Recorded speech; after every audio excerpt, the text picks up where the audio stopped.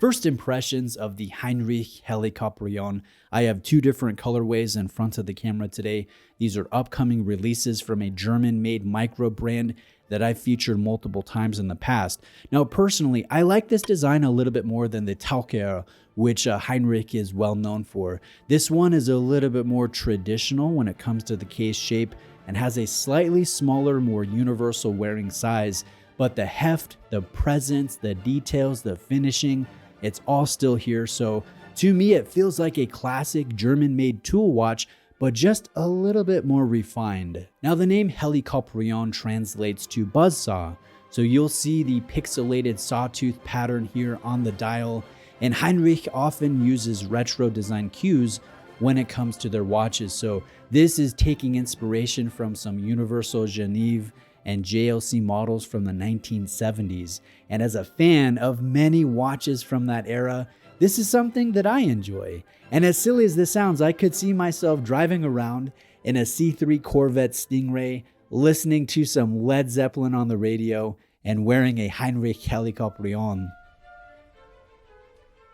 The watch is hefty for a 40mm diameter timepiece, and part of that comes down to the grains of rice bracelet. That's not something you would expect because grains of rice is generally lighter, a little bit more flexible, and it's all about the visual presence.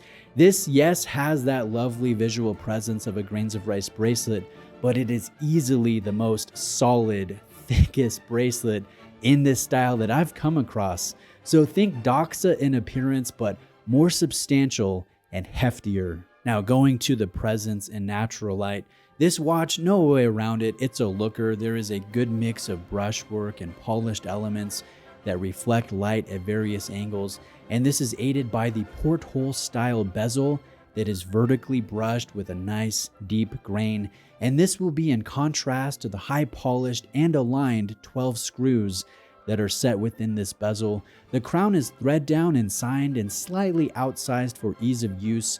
Overall, I like the weight, I like the finishing, and I like the fit on my 7.25 inch wrist. Now, inside the watch, this is where Heinrich gives you some options, and that's a benefit with going with a smaller brand. Generally, there are more options available that you dictate.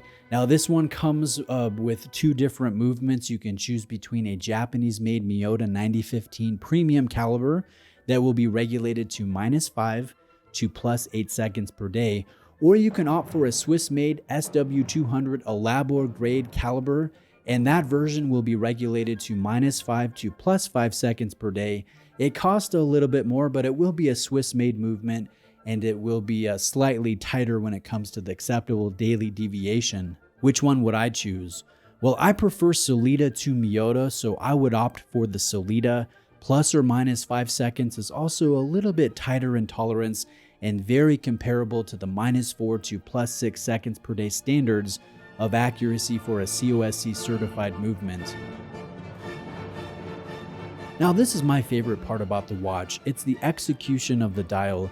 There are essentially two different looks you could opt for. You could go more dramatic, or you could go more understated when it comes to the buzzsaw pattern. There are 3 different dial options that have more contrast, and then there are 3 different dial options that are tone on tone. So I have one of each style in front of the camera today, and personally, I prefer the more dramatic, high contrast version. You may disagree, which is fine, but I think leaning heavily into that 1970s design inspiration is just a little bit more fun. Both styles have applied rectangular markers that are polished, and all of them have generous amounts of BGW9 Superluminova. Now, the hands are beveled. They're a Dauphine style. They do have nice lume.